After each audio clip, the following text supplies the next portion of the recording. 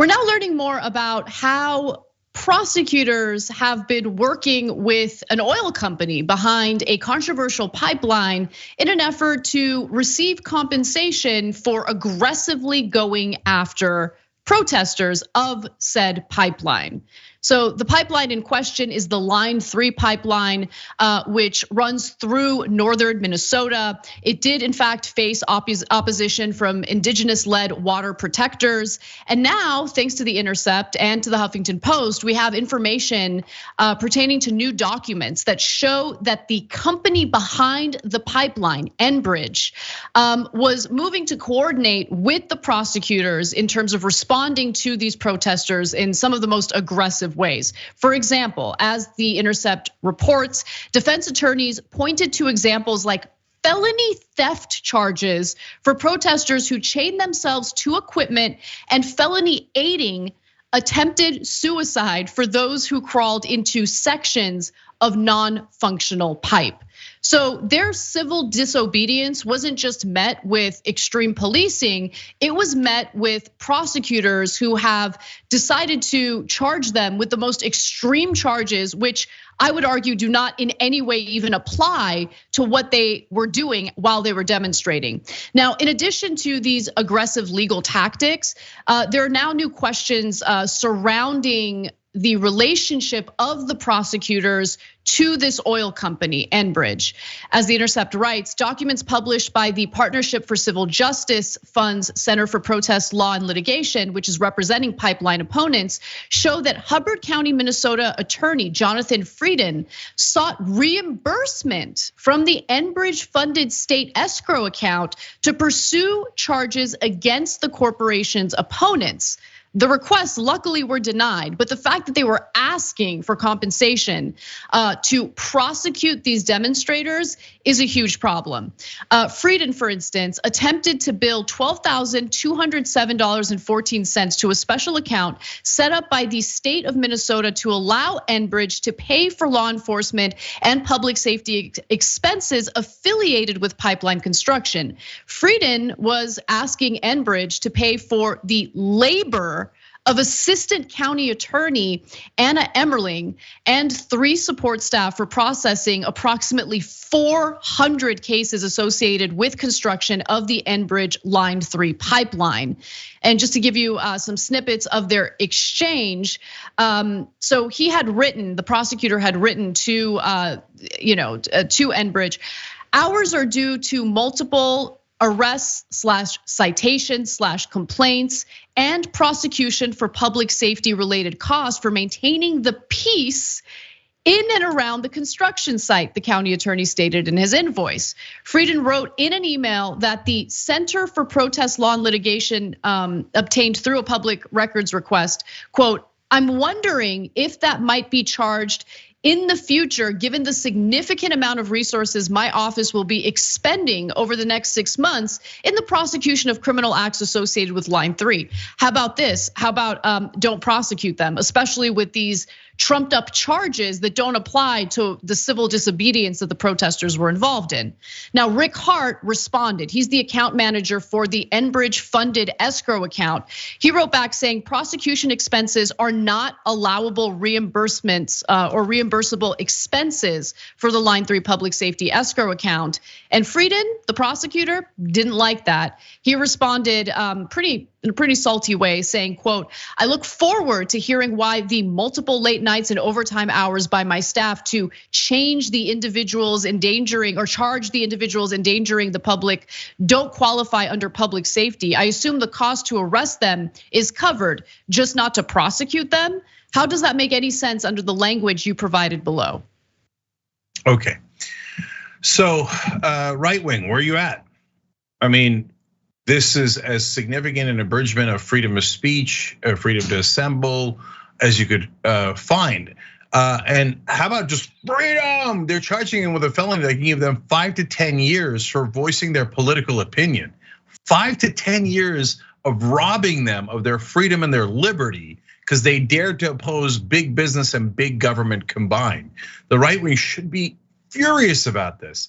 And forget somebody getting fired. You want to talk about cancel culture, put somebody in prison for 10 years for voicing their opinion. Well, if you don't agree with me yet, let me do two more things. One, let me read the First Amendment to the United States Constitution. Congress shall make no law abridging the freedom of speech or of the press or the right of the people peaceably to assemble and to petition the government for a redress of grievances. This could not be more exactly what the founding fathers intended that we have the right to do.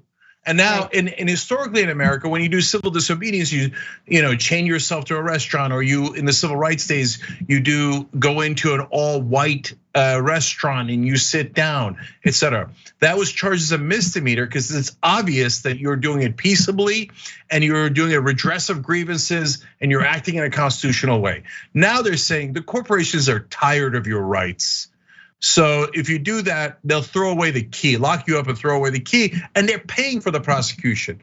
And Anna, I think I can get the right wing on my side, at least on this analogy. Remember, TYT is also a company, and we get protested. So imagine right wing protesters protesting TYT. We just pay the cops to lock you all up. So what? If we could just buy cops, we can buy them too. We're a company, we got money. Shoot, I could raise millions of dollars to lock you guys up. You really want companies to have those kind of rights? No, I mean, this is not democracy. I agree with you on that. And this obviously is not new.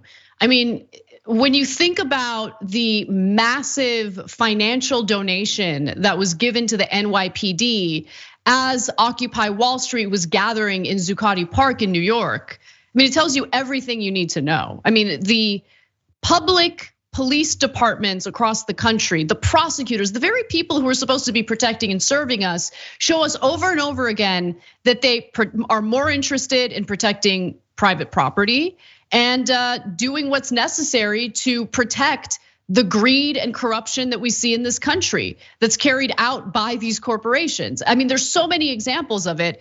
This is just another example that shows that prosecutors in Minnesota thought, yeah, let's go for it. Let's prosecute as aggressively as possible. Let's implement charges that don't even apply to what these protesters had done, and everything's fine and dandy because we're gonna be able to collect the funds from this oil company that's behind this pipeline.